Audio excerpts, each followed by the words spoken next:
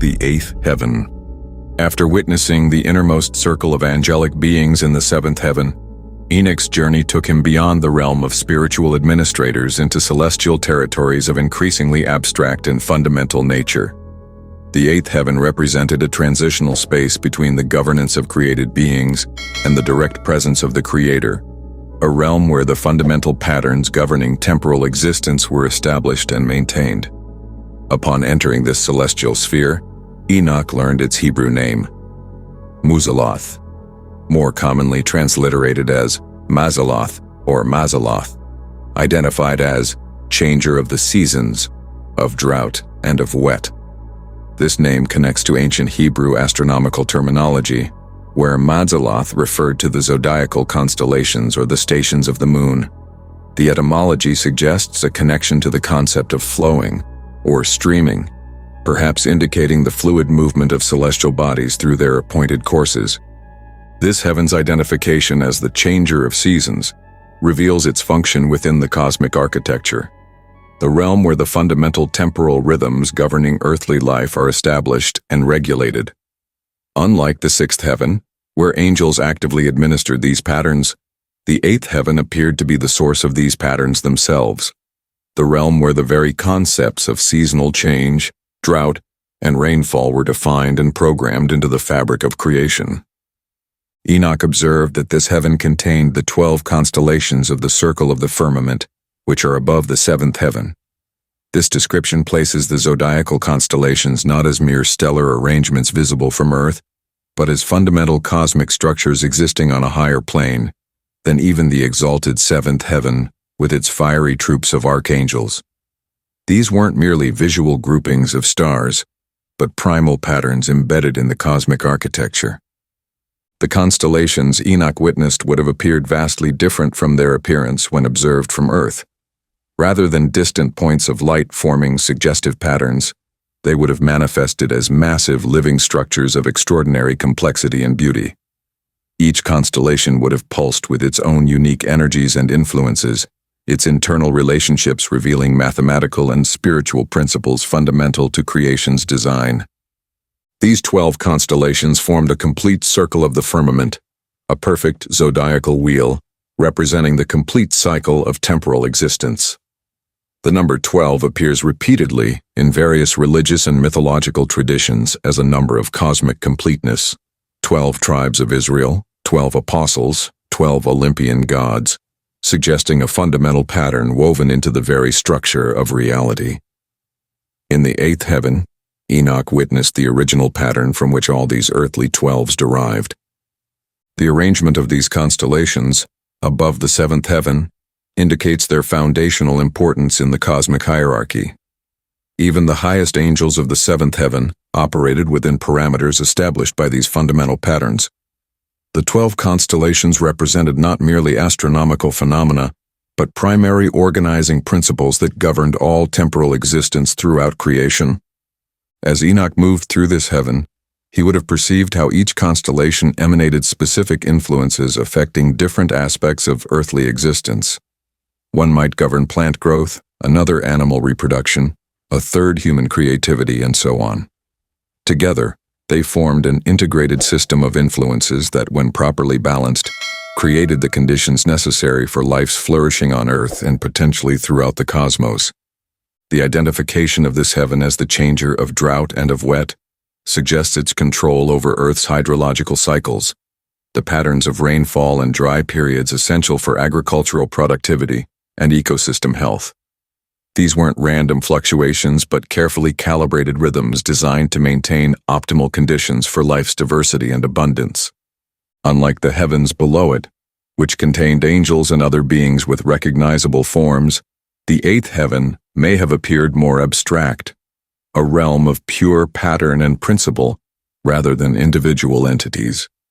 Its architecture would have reflected mathematical relationships and geometric harmonies fundamental to cosmic design.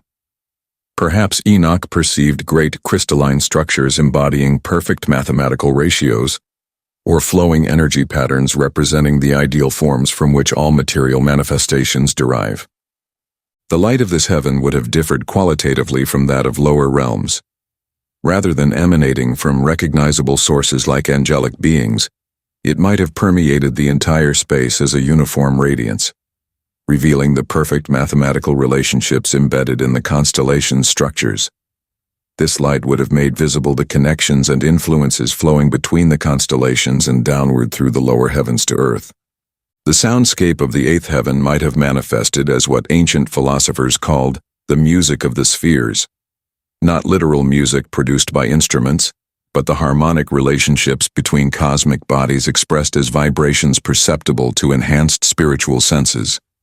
Each constellation would have contributed its unique tone to this cosmic symphony, creating together a perfect harmony that established the rhythmic foundation for all movement and change throughout creation.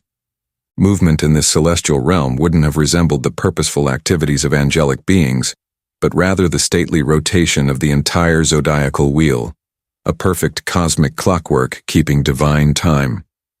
The constellations would have maintained their precise relationships while slowly processing through their eternal cycle, each momentary configuration sending specific combinatorial influences downward through creation.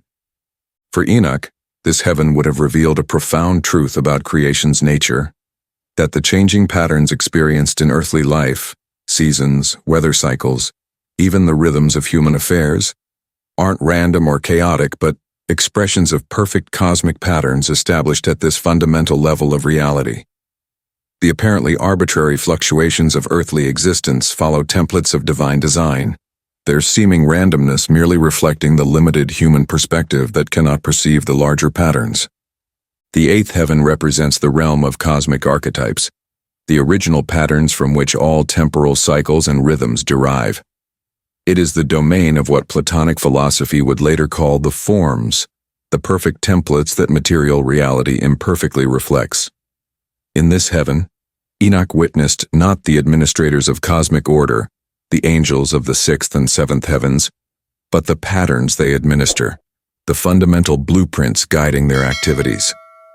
This heaven embodies the principle that time itself, with its cycles and seasons, is not merely a physical phenomenon, but a spiritual reality established by divine design.